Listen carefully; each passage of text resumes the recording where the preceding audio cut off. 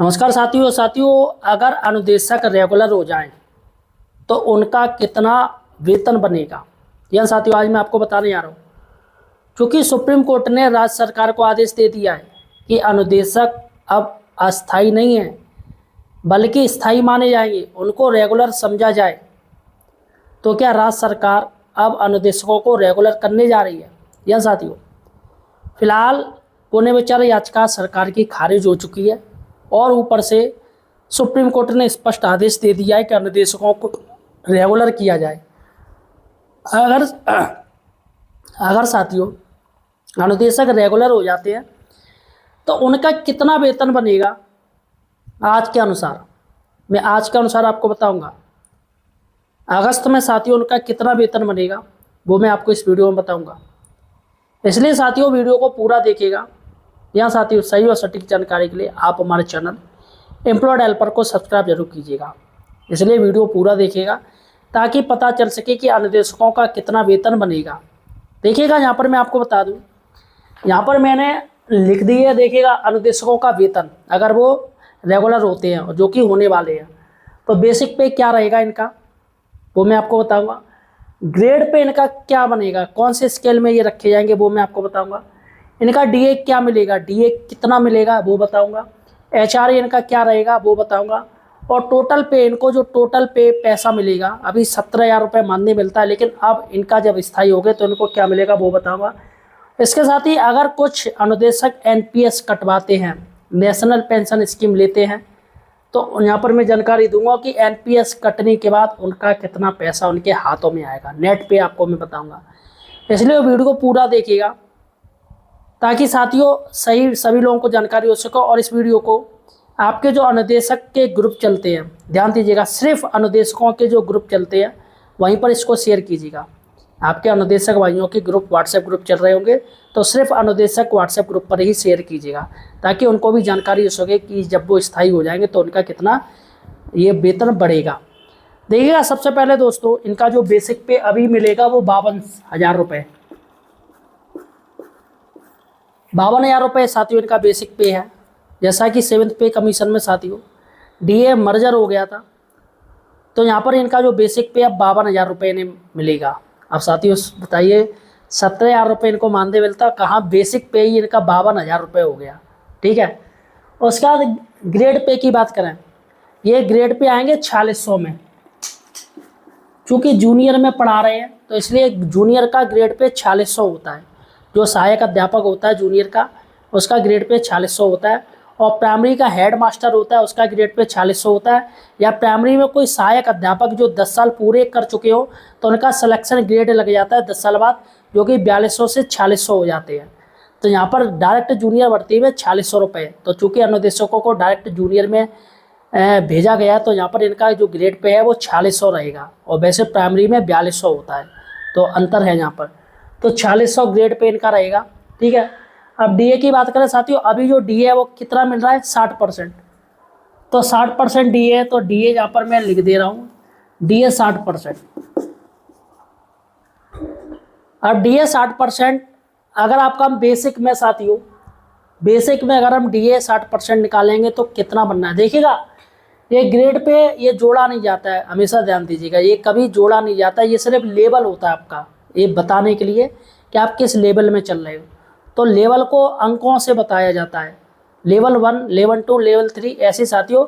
Level 1 जो कि 1800 रुपये ग्रेड पे होता है वो उनको बताया जाता है कि आपका 1800 ग्रेड पे है। तो ये ग्रेड पे जोड़ा नहीं जाता बल्कि इससे सारा का सारा कैलकुलेशन आपका होता है। आपका डीए, डीआर, आपकी महंगाई भत्ता, सब कुछ ए टू जेड इसी से गणना की जाती है। बेसिक पे भी सब इसी से बनता है। तो यहाँ पर ग्रेड पे 4600 है। ठीक है, अब यहाँ पर डीए क्या रहेगा इनका, बेसिक पे 52,000 है तो इनका डीए 60% क्या रहेगा। तो मैं आपको बता दूं डीए अभी 60% चल रहा है, 31,200 रुपये, 31,200 रुपये इनका डीए बनेगा साथियों, ध्यान से देखिएगा। अब एचआरए और मिलता है, एचआरए क्या होता है, हाउस रेंट अलाउंस। यहाँ पर हाउस रेंट अलाउंस सबका अलग अलग बनता है। हाउस रेंट अलाउंस 3 कैटेगरी में बांटा गया है। कौन कौन सी है, एक्स, वाई और जेड। यहाँ पर साथियों एक्स कैटेगरी जो कि हाई लेवल होती है, जो मेट्रो सिटी होते हैं जैसे कोलकाता, दिल्ली हो गए, वाई होता है साथियों जैसे आगरा हो गया, लखनऊ हो गया, जो सिटी होती हैं, और जेड हो गया जो गांव होते हैं, जो ग्रामीण होते हैं, आपके कस्बा होते हैं, वो जेड में आते हैं।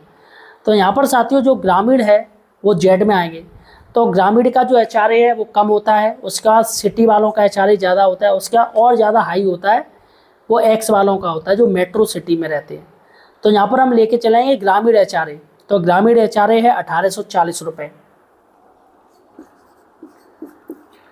और यहाँ पर साथियों जो सिटी वाले हैं उनका साथियों एचआरए काफ़ी अच्छा होता है, 4,000 5,000 तक एचआरए होता है। जो मेट्रो सिटी उनको 8,000 तक एचआरए मिलता है।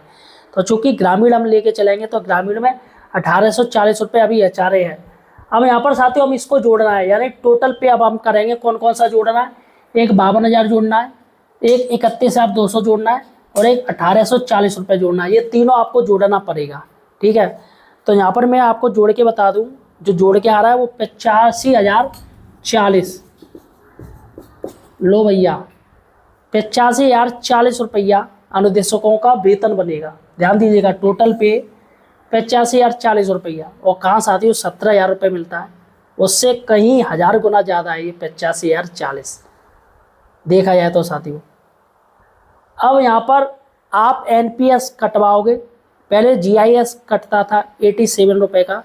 चूँकि जीआईएस एक बीमा होता है जो कि बंद हो चुका है, अब वो जीआईएस नए जो भर्ती उनको नहीं मिलता है, जो पुराने थे 2013 तक के उनको ही मिलता था, अब नहीं मिलता है।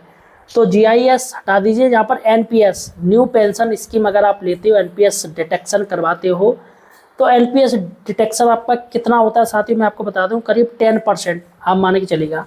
तो राउंड फिगर में हम यहाँ पर 8500 रुपये, 8,500 रुपया यहाँ पर हम माइनस इसमें करवा दे रहे हैं। 8500 रुपये वैसे ज़्यादा ही बनेगा, लेकिन थोड़ा बहुत ज़्यादा होगा, कोई ज़्यादा अंतर नहीं होगा। तो 8500 रुपये इसमें डिटेक्शन हो गया।